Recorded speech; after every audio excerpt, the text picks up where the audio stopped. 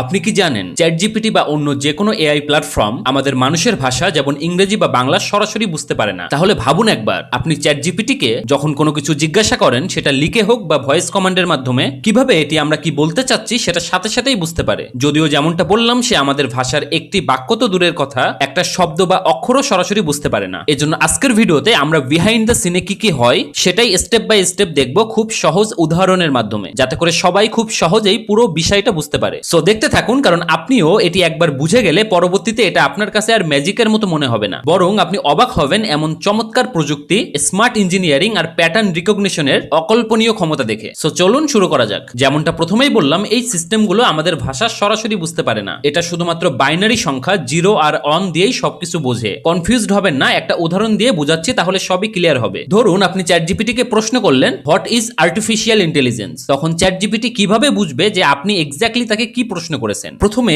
AI বা ChatGPT পুরো বাক্যটাকে ভেঙে ছোট ছোট অংশে পরিণত করে। এই অংশগুলোকে বলা হয় টোকেন। কল্পনা করুন, পুরো বাক্য ভেঙে হয়ে গেল হোয়াট ইজ আর্টিফিশিয়াল ইন্টেলিজেন্স। এখন যেমনটা আগেই বলেছিলাম, এটি সরাসরি শব্দও বুঝতে পারে না, তাই প্রতিটি টোকেন বা শব্দকে দেয়া হয় এক একটা করে ইউনিক নাম্বার। একদম যেমন ক্লাসে সবার একটা একটা করে ইউনিক রোল নাম্বার থাকে, একইভাবে এখানে হোয়াট হতে পারে 42, আবার ইন্টেলিজেন্স হতে পারে 103। এখন অনেকের মাথায় ডেফিনেটলি একটা প্রশ্ন আসবে, আগেই তো বললাম যে এটি 0 আর 1 ছাড়া কিছুই বোঝে না, তাহলে হোয়াটের নির্ধারিত 42 আবার কিভাবে বুঝবে? আসলে আমি এটা আপনাদের বুঝার সুবিধার্থে বললাম। এই 42 সংখ্যাটা কম্পিউটার বা সিস্টেমে রাখা হয় বাইনারি আকারে, মানে 42 সংখ্যাটাকে ভেঙে ফেলা হয় অনেকগুলো 0 আর 1 এর কম্বিনেশনে। এখানে বিষয়টা সহজে বোঝার জন্য এতটুকু মনে রাখুন, আমরা যেসব সংখ্যা লিখি যেমন 1 2 3 4, এগুলো ডেসিমাল সংখ্যা, কিন্তু কম্পিউটারের ভাষা হলো বাইনারি, একদম আলাদা একটা সংখ্যা পদ্ধতি, যেখানে শুধুমাত্র 0 এবং 1 দিয়ে সবকিছু প্রকাশ করা হয়। ঠিক যেমন আমরা ডেসিমালে 0 থেকে 9 পর্যন্ত সংখ্যা দিয়ে হিসাব করি, তেমনি কম্পিউটার বাইনারিতে শুধু 0 আর 1 দিয়ে কাজ করে। সো এখন আসুন পরের স্টেপে। যখন আপনার লেখার সব শব্দ নাম্বারে পরিণত হয়, তখন এগুলো যায় চ্যাটজিপিটির নিউরাল নেটওয়ার্ক সিস্টেমে। আপনি চাইলে এটাকে কল্পনা করতে পারেন হাজার হাজার ছোট সুইচ বা কানেকশন দিয়ে তৈরি একটি বড় জালের মতো, ঠিক যেন হাজার হাজার ছোট লাইট বা বাল্ব একটার সাথে আরেকটা তার দিয়ে কানেক্ট করা আছে। এখন প্রশ্ন হচ্ছে,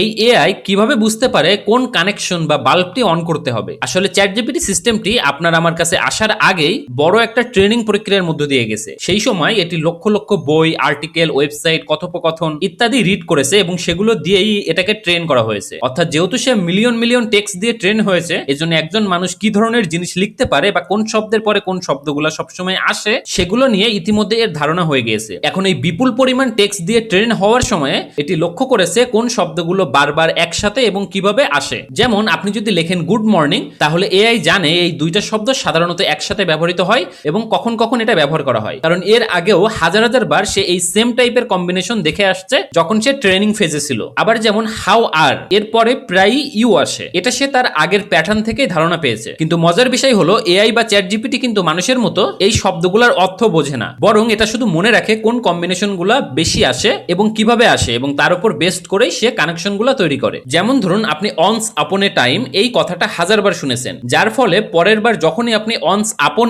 এ এতটুকু শুনবেন, আপনার মাথায় স্বাভাবিকভাবে টাইম শব্দটা চলে আসবে। এআইও ঠিক একইভাবে কাজ করে, তবে সে নাম্বারের মধ্যে থাকা প্যাটার্ন দেখে এই ডিসিশনটা নেয়। সো মেইন কনসেপ্টটা হলো, যখনই আপনি কোনো কিছু লেখেন, এআই প্রথমে আপনার লেখাটাকে শব্দে রূপান্তরিত করে, তারপর সেটাকে নাম্বারিং করে, এবং দেন ওই সেম প্যাটার্ন তার নিজস্ব ডেটাবেজে খোঁজার ট্রাই করে। কারণ সে যেহেতু মিলিয়ন বিলিয়ন ডেটা দিয়ে ট্রেন হয়ে আসছে, সো ডেফিনেটলি আপনি যেটা লিখছেন সেই সেম টাইপের প্যাটার্ন তার ভিতরেও আগে থেকেই আছে। এখন আসুন বিষয়টাকে আরো একটু ইন্টারেস্টিং করি। এতক্ষণ তো জানলাম যে কিভাবে এটা আমাদের লেখার টেক্সট বুঝতে পারে। এবার ধরুন আপনি টাইপ না করে মুখে কিছু বললেন। যেমনটা আপনারা জানেন, চ্যাটজিপিটিতে সরাসরি মুখে কথা বলে বা ভয়েস কমান্ড দিয়ে কমিউনিকেশন করা যায়। এক্ষেত্রে কাহিনী কি ঘটে জেনে রাখুন। মূলত মনে রাখবেন, আপনার মুখ থেকে বের হওয়া শব্দ আসলে সাউন্ড ওয়েভ বা শব্দ তরঙ্গ। এই শব্দ কম্পিউটার বা চ্যাটজিপিটি সরাসরি বুঝতে পারে না, তাই এআই আগে ব্যবহার করে স্পিচ টু টেক্সট নামের একটা টুল। এটা আপনার মুখ বা গলা দিয়ে বের হওয়া শব্দগুলো নিয়ে সেটাকে ভেঙে ফোনিমে ভাগ করে। ফোনিম মানে হলো একটা ভাষার সবচেয়ে ছোট শব্দাংশ। যেমন ক্যাট শব্দের 3টা ফোনিম, কে,